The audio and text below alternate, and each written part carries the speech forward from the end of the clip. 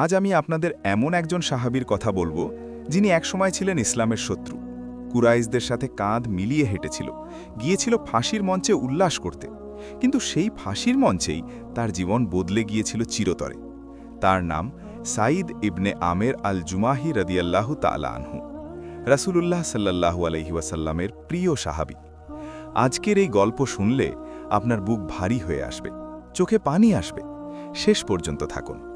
প্রিয় দর্শক, সাঈদ ইবনে আমের রাদিয়াল্লাহু তাআলা আনহু ছিলেন মক্কার কুরাইশ বংশের জুমাহি গোত্রের এক তরুণ। ইসলাম গ্রহণের আগে তিনি ছিলেন অন্য সব কুরাইশ যুবকদের মতোই।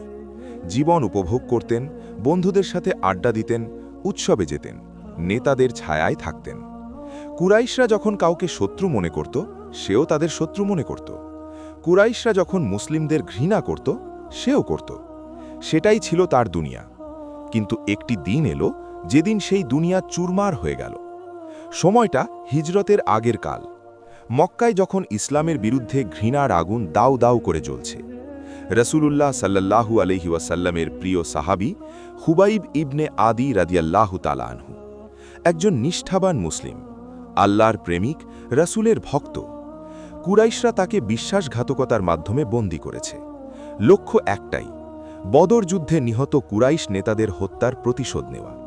তাকে নিয়ে যাওয়া হচ্ছে তানিম নামক স্থানে, শহর থেকে একটু দূরে, যেখানে জনসমক্ষে হত্যা করা হবে। সেদিন সকালে মক্কার রাস্তায় মানুষের ঢল। নারী এসেছে, পুরুষ এসেছে, শিশুরা এসেছে, বৃদ্ধরা এসেছে। কেউ কেউ এসেছে কৌতূহলে, কেউ এসেছে উল্লাস করতে, কেউ এসেছে নেতাদের খুশি করতে। সেই ভিড়ের মধ্যে একটি উঁচু টিলায় দাঁড়িয়ে আছে এক তরুণ। চোখ দুটো উজ্জ্বল, বুকে উত্তেজনা। এই উৎসব দেখবে বলে সে এসেছে। তার নাম সাঈদ ইবনে আমের। এরপর যা হলো তা বর্ণনা করতে গেলে বুক ভারী হয়ে আসে। খুবাইব ইবনে আদি রাদিয়াল্লাহু তাআলা আনহুকে নিয়ে আসা হলো।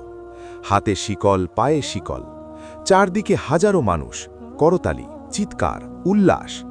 কিন্তু শিকল পরা সেই মানুষটির মুখে ভয় নেই, কাকুতি নেই, আতঙ্ক নেই, বরং তার মুখে এক অদ্ভুত শান্তি, এক অপার্থিব প্রশান্তি। মৃত্যু তার দরজায় দাঁড়িয়ে, কিন্তু তিনি যেন মৃত্যুকে ভয় পাচ্ছেন না, বরং যেন অপেক্ষা করছেন কোনো প্রিয় অতিথির জন্য। আল্লাহ তাআলা বলেছেন, ওয়ালা তাহসাবান্নাল্লাযীনা কুতিলু ফী সাবীলিল্লাহি আমওয়াতান বাল আহইয়াউন ইনদা রাব্বিহিম ইউরযাকুন। সূরা আল ইমরান ১৬৯। আল্লাহর পথে যারা নিহত হয় তাদের মৃত মনে করো না, বরং তারা জীবিত, তাদের রবের কাছে রিজিক প্রাপ্ত।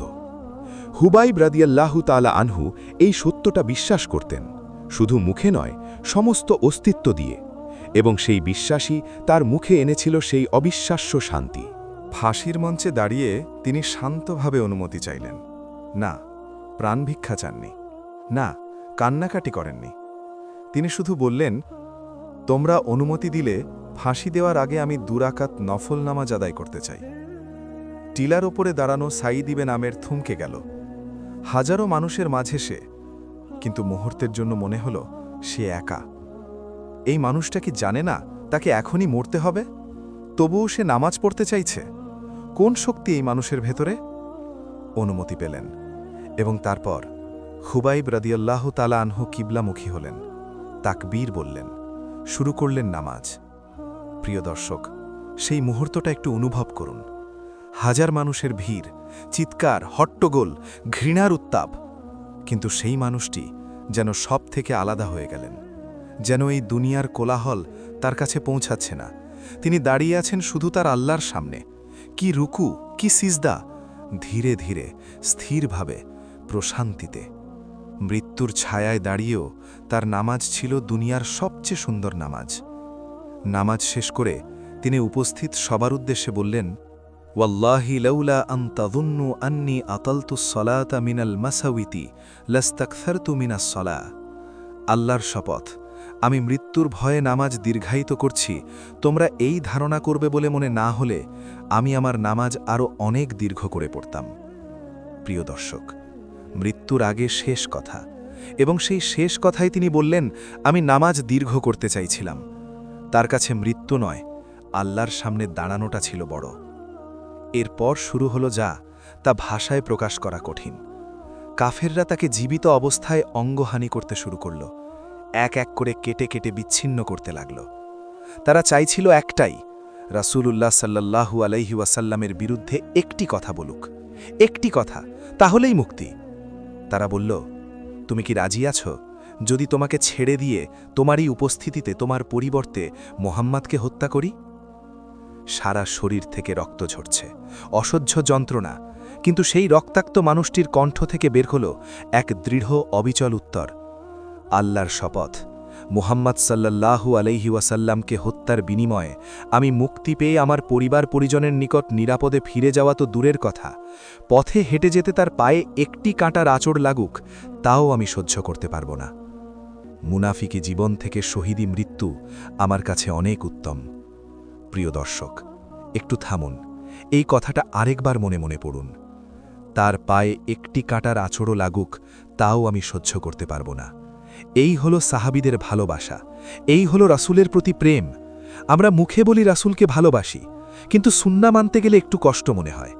আর খুবাইব রাদিয়াল্লাহু তাআলা আনহু শরীর কেটে কেটে টুকরো হচ্ছে, তবুও বললেন, রাসূলের পায়ে একটি কাঁটার আঁচড়ও আমি সহ্য করতে পারব না।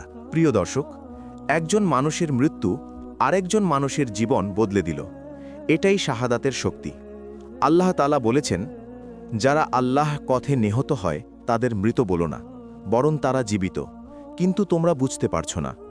খুবাইব রাদিয়াল্লাহু তাআলা আনহু মারা গিয়েছিলেন, কিন্তু তার শাহাদাত সাঈদ ইবনে আমেরের আত্মাকে জাগিয়ে তুলেছিল। এটাই শহীদের জীবন। প্রিয় দর্শক, আজকের পর্বে আমরা দেখলাম কিভাবে একটি ফাঁসির মঞ্চের দৃশ্য একজন মানুষকে পাল্টে দিয়েছিল। কিন্তু এরপর কি হলো? ইসলাম গ্রহণের পর সাঈদ রাদিয়াল্লাহু তাআলা আনহু কুরাইশদের অত্যাচারের শিকার হলেন, মদিনায় হিজরত করলেন, রাসূলের সেবায় নিজেকে উৎসর্গ করলেন। পরে হলেন একটি প্রদেশের গভর্নর, কিন্তু সেই গভর্নরের ঘরে দিনের পর দিন চুলা জ্বলত না, রান্না হতো না। কেন? সেই অসাধারণ গল্প শুনতে পরের পর্বে চলে আসুন।